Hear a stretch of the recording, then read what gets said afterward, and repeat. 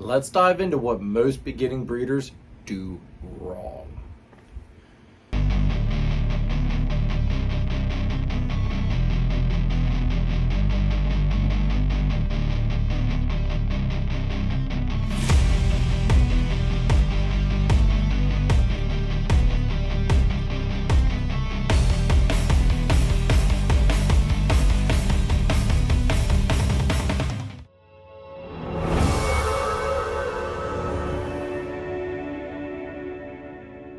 What's up, everybody? I'm Jeremy. You guys are watching Morphs. This week's video, folks, like I said in the beginning, we are going to go over what I feel most breeders do wrong getting into the industry. This is focused mainly towards the ball python stuff. You can apply it towards basically any snake, lizard, reptile, or even animal that you're planning on breeding. So keep that in mind. Focused on the ball python breeding end, but you can apply it to other aspects. So let's go ahead, dive into this. Before we do that, folks, do me a favor, hit that like button, hit that subscribe button, hit that notification bell, please. Drop me a comment down below at the end of the video. What did you guys think about it? Is there something that you think I should have added? Do you disagree with some of this stuff? What are your thoughts in the comments below? Let me know, drop it. Let's go ahead, dive into this, guys. Make sure you check out Nathan at Infinite Possible Pythons. He is your guy to go to if you want to get into the Bang project. On top of it, he's working a bunch of awesome ball python projects. Kahua geckos, Leachianus geckos, crested geckos, some scaleless corn snakes, and he is your one-stop shop for all your branding needs. So check him out. Check out Chris Shelley over at S Reptilia if you need a high-end ball python, blood python, locality boa, or colubrid. He's also Pennsylvania's distributor of Coco to Go and the Chipper, and he can also hook you up with some rats. So make sure you guys check out Chris over at S Reptilia. All right, let's talk number 5. We're going to be doing a top 5 with this one. Number 5, buy good animals. Buy your females first, and also set a good foundation for your project. You might be saying project, you might be curious about the whole project thing. Projects are basically when you're working, say, Exantic or Clown or Sunset, whatever. Any of those big recessive projects, or like I just said, known as projects. So, set a good foundation. Buy several females first. Get your females first, guys. Don't go buy the males first. A lot of people do that wrong. A lot of people just buy whatever they see pretty and they have no sense of direction, which we'll also dive into that a little bit later as well. They just kind of go buy crazy. They see pretty, they see shiny, and they just kind of go hog wild purchasing stuff, not worrying if it's male, female, if it even fits into anything that they want to do in the future. So keep that in mind. Buy your females first. Buy several females, like I said. If you're working Exantic stuff, buy several females that are either visual Exantic, head Exantic, Exantics that are het for something else, another project that you're interested in, say maybe Clown, Desert Ghost, whatever, whatever floats your boat. If you can afford to buy good animals, do so. Now, there are those circumstances where you might not have the funds to go, say, buy like an Exantic Clown or a Sunset something, Work within your means, work within your budget, because you definitely don't want to bankrupt yourself doing this. That would not be good no matter how you look at it. But buy the best animals that you can afford. Me personally, buy females that have several genes a couple genes. You don't even need a whole bunch of genes in your females, in my opinion. If you can afford to get something that's got a lot of genes to it, awesome, do it. But get that female. If you can't afford the visual, the female's where you're okay, in my opinion, with having the het in there. The het is fine. The male is where I prefer to have my visual for the recessives at. One, because everything you pair him to, he's going to 100% give one copy of that het, that gene that he's het for. So if he's an Exantic Clown, he will always pass on one copy of Exantic and one copy of Clown. Makes him that much better to expand your collection, work those projects. Plus, money financially wise, the males are normally cheaper, folks. Females are always a little bit more expensive. Males are normally a little bit on the cheaper end. So that's why I like to go, you can get a much more powerhouse male, more bang for your buck, and You know, you can, I don't want to say skimp on the female. And like I said, this is just my opinion, guys. You don't have to fully, you know, just my thoughts. You can go a little bit cheaper on the female by getting the het version, and as long as you have that powerhouse male. But again, buy good animals. You know, you get in, quality out. Buy the best examples of those animals that, you know, that you want to work with. Don't settle. Settling is not good, guys. Don't do that. Don't settle. Buy what you want. Make sure it's good quality. Buy your females first. In about a year, you know, after you've had those females for a year of raising them up from a hatchling, go ahead, buy the male then. But buy the females first. And buy several animals that work within that one project that you want to work with. It doesn't even have to be recessive stuff. Maybe if you like freeway or super asphalt stuff, or super gravel stuff, you know, those are projects as well. They just don't have the recessive stuff tied to it, which I strongly suggest have those recessives in there. That's the way the market's going. That's where the market's headed, is this double recessive, triple recessive even. Single recessives, they're there, but they are starting to phase out, guys. I mean, the doubles are where it's at, and the triples, some people are even going after those quadruple recessive stuff. So keep that in mind. Make sure you guys do try to have a recessive attached to the animals that you're buying. Like I said, several animals in that project. Make sure you know, well, we'll dive into some of the other stuff. The other stuff kind of covered a little bit later. Growth and growing too fast. A lot of people, they start buying animals out left and right and just out the wazoo, guys. That is okay if you've got an unlimited amount of money and you got a money tree in the backyard somewhere. You got to make sure you guys don't grow too fast, because one, you might burn yourself out. You're going to start sucking up a lot of money that you might not have realized you're going to suck up. Just because, I mean, you got to feed these animals. If you got them as babies, you're waiting minimum 2 years probably until you can get anything out of those babies. So you got some time to feed them.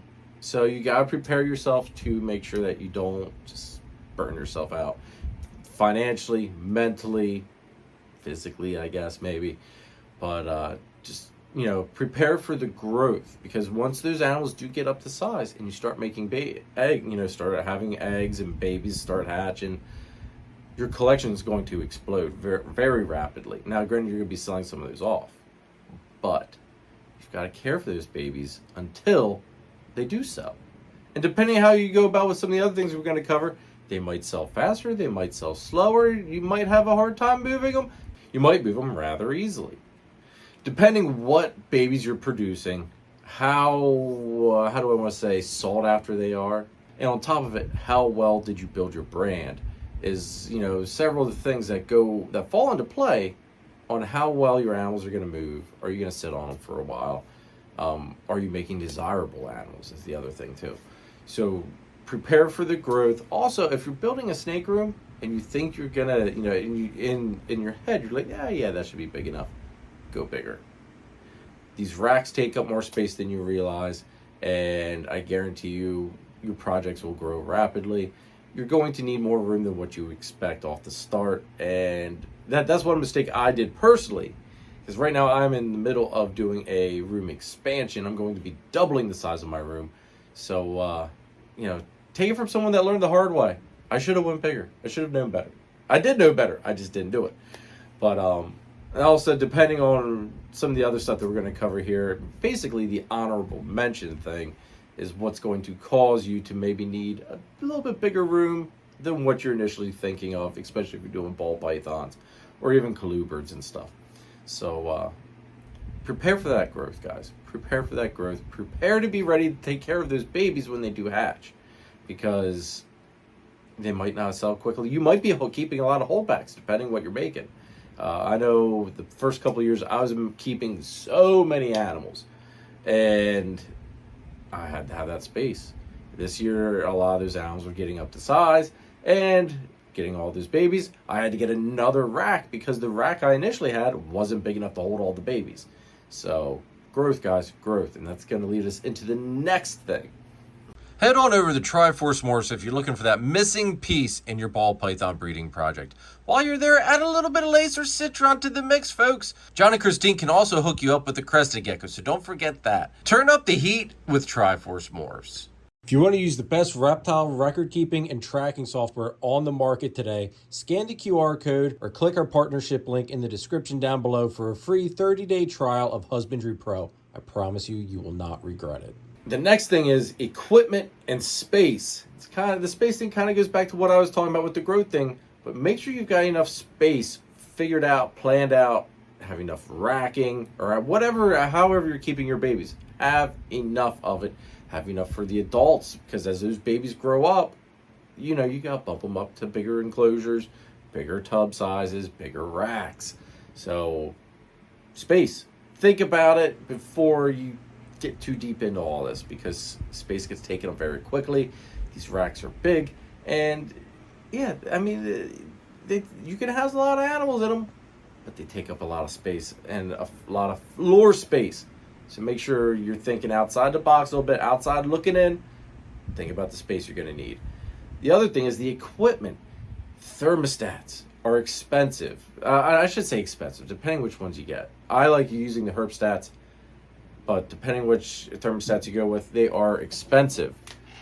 And racking, depending what you're keeping your animals in. I prefer ARS racks. A lot of people like Freedom Breeder racks. Some people like to keep PVC enclosures. If you're going to be breeding, especially with ball pythons, highly recommend rack system. Even PVC racks are good. Like sea serpents, stuff like that. Think about it, guys. You need to plan. Think about it. You need to plan not only for the babies that you're going to be having, currently, in the future, your future clutches. You got to think about how many you're going to be holding back, and the appropriate racks. You need to bump them up. Like, I take everything from this Mini 130 right here and bump it up to my ARS 1065. From the 1065 to go to the 5020. From the 5020 they go over to the 5540. So I've got a nice progression as they grow. They jump around a little bit. Again, part of the room expansions, part of the space thing. Like, you notice that 5020 rack, it's not a big rack, but I've slowed down on what I'm holding back. I've got a nice rotation going on. Plus, we've got the room expansion going on. So, we're going to be having a lot more racks here soon anyway. But I did think ahead on when I needed to get racks, and I should say the right amount of racking and spacing and all that stuff. So keep that in mind, guys. Equipment, you need those thermostats. You need something to put the animals in. Two big things. Think about it. Also, fans to circulate air in your snake room or in whatever you're keeping your racks in. Incubators. Think about how much space that incubator takes. I use a Coke cooler, like a big Coke cooler that you see in like a grocery store. That's what my incubator is. It's big. It takes up some space. You gotta think about all this, guys. If you're using PVC enclosures like I do for my carpets, again, those are 4x2x2s. That's a big enclosure. That takes up the amount of space as a whole nother rack, basically. So you got to keep all this stuff in mind, what species you're keeping, how much space do you need to properly house them, and how much are they going to require space-wise. All that, think long and hard before you take the deep dive into breeding, guys. Think long and hard on that one. The next thing, number 2, is branding. Branding and making yourself known will make sales a lot easier. People start forming bonds and relationships with you when you're, just something as simple as jump in a live chat, like the live chats we do here inside the coils every Sunday night, 8 p.m. Jump in the chat there, guys. Interact with people, get known, and people will start checking you out. You'll start to become known throughout the hobby and the industry. That's how you get your name out. Some just simple stuff like that. A YouTube channel. Start a YouTube channel. I mean, that was one thing that I thought, hey, that's the perfect way, one, to keep records for me, and 2, get my face out there. People put my name to the face, and they think they see all this, bright neon green stuff. hopefully the first thing they think of is Morphs when they see that bright green. You know, you gotta make those certain aspects of your brand stick and become known in the industry and hobby. You know, obviously, I'm not as I'm nowhere near, like, say, Justin Kabilka or Ozzy Boyd or anything like that. John Day from JD Constriction. Nowhere near any of those guys. But that's all right. I don't need to be anywhere near those guys. As long as I do my part, build my brand properly, and, you know, get into those chats. That's what I did. I used to be in the chats all the time.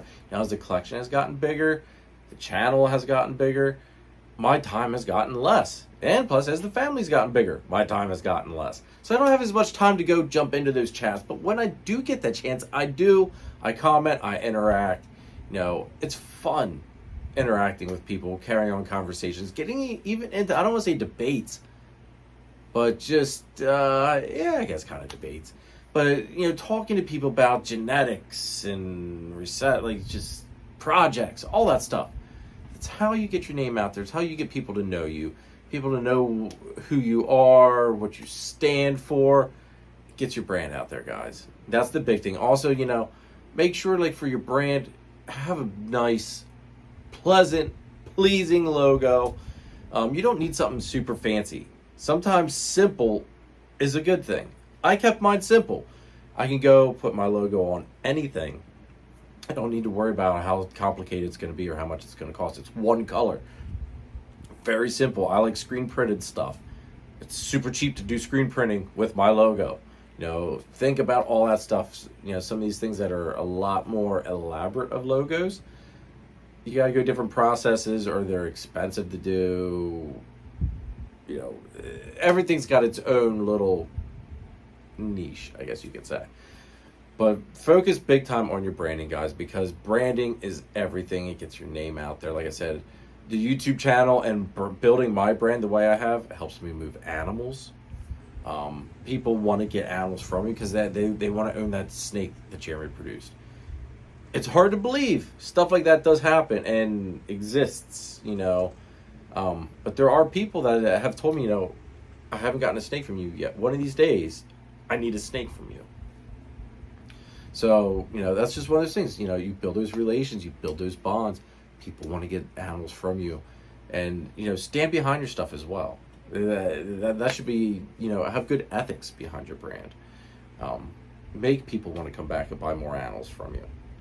So, build your brand well. Be out there making those connections. Even if you can't vend a show yet, go to a show. Wear your shirt. Wear, you know, whatever, you know, get a shirt made up, get a hat made up.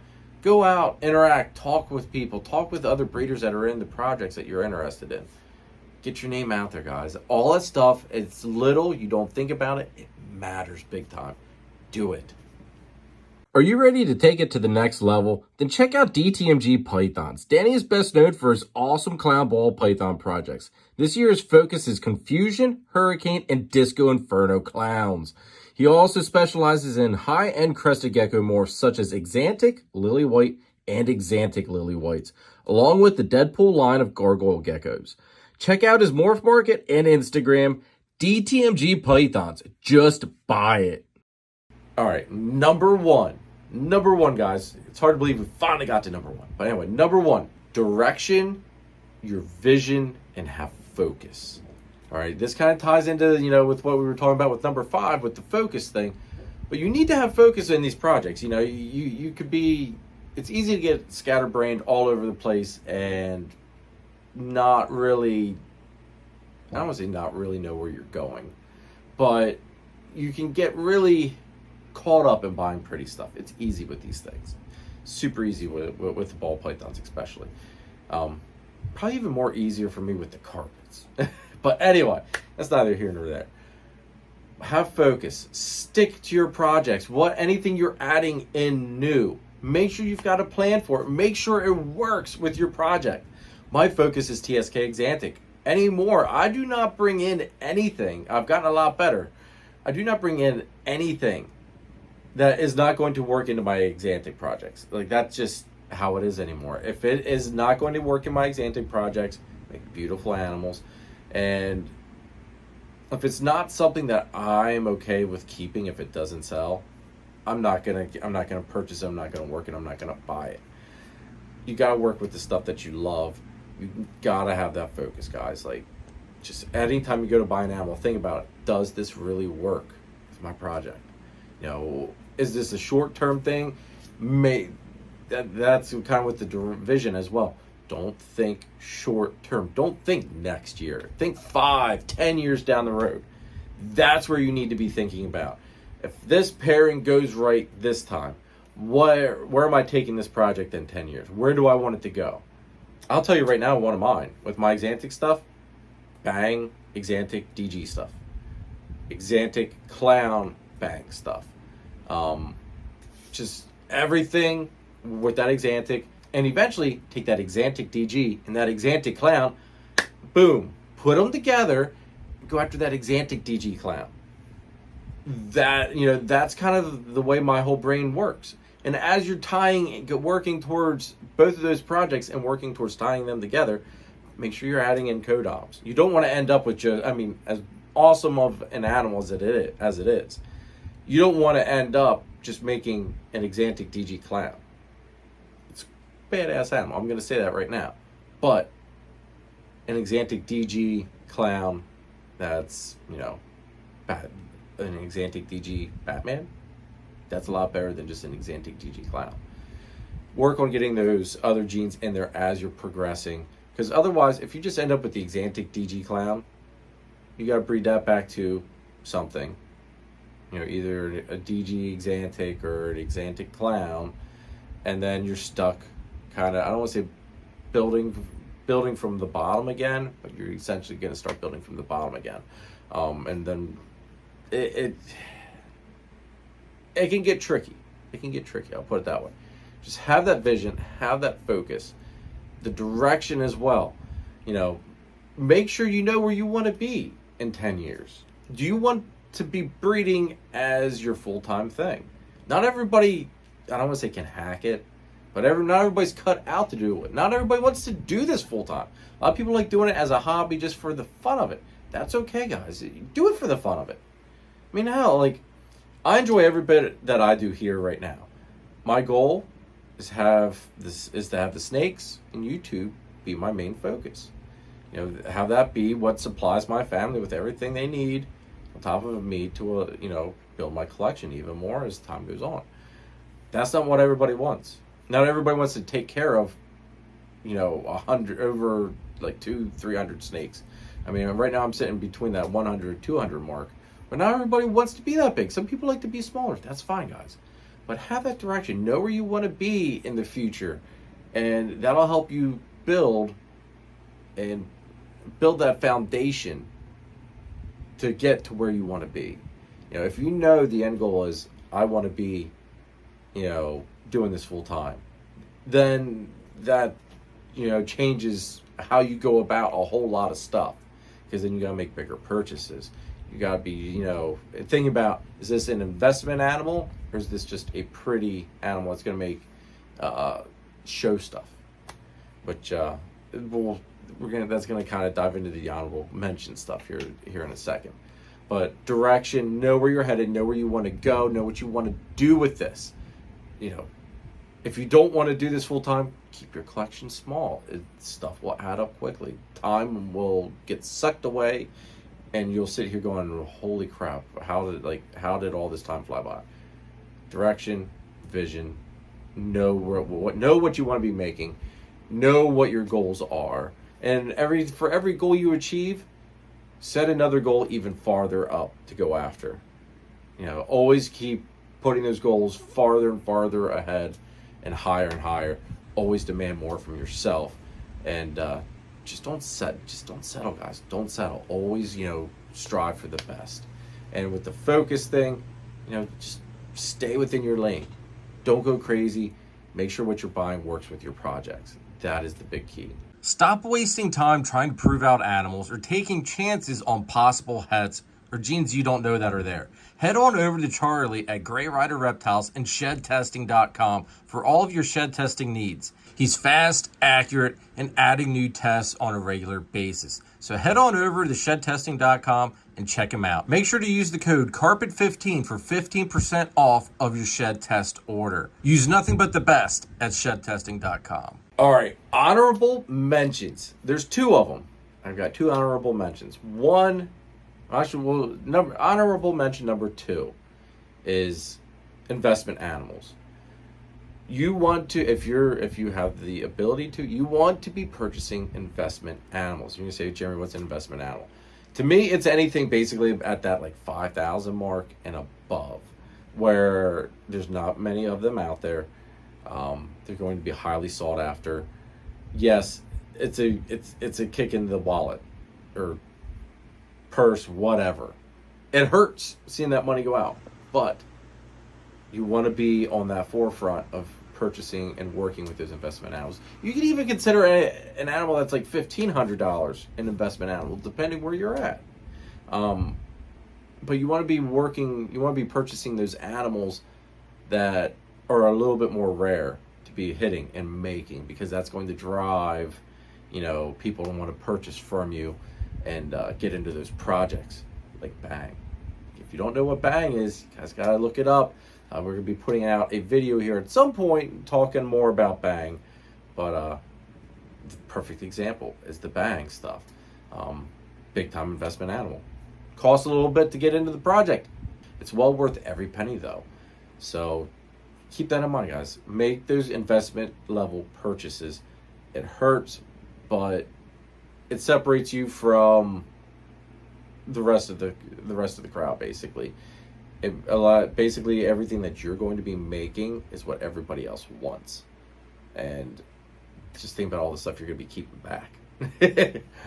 But investment animals, maybe I didn't explain the investment animal stuff exactly right. Hopefully you guys get to you understand what I'm laying down here. I'm not the greatest with words, I apologize. The very last thing, honorable mention number 1, diversity in your collection. You're thinking, Jeremy, diversity, huh? If you're doing ball pythons, work some carpet python stuff, guys. What do you think I do? I work 2 different species. I work the ball pythons and I work the carpet pythons. Now, I will tell you this much. When you're at a show, people are walking around. They're seeing ball pythons after ball pythons after ball pythons. Throwing out that one different species on your table mixed in with your ball pythons, they're going to stop. They're going to look, they're like, whoa, what the heck? Something different. And that's what you need to do, guys. Plus, on top of it, the diversity aspect, say like right now, the ball python market, prices are readjusting. There's been a price readjustment, basically. Not all species are going through that readjustment. Not all species have been, the market hasn't been flooded with them, like carpets. I mean, I'm by far not anywhere close to the top of the pyramid with the carpet python breeding stuff. But you know what? People have bought my carpets up like crazy. It's just because, beautiful stuff stands out. It's something different. People like different. Hog noses, 2 ball pythons and hog noses, corn snakes, whatever, geckos. It's always good to have that other species on there. One, not only does it make people stop and look at your stuff, but also on top of it all, when one market's down, the other market's probably still up. So it helps offset a little bit of the hurt from a market being down.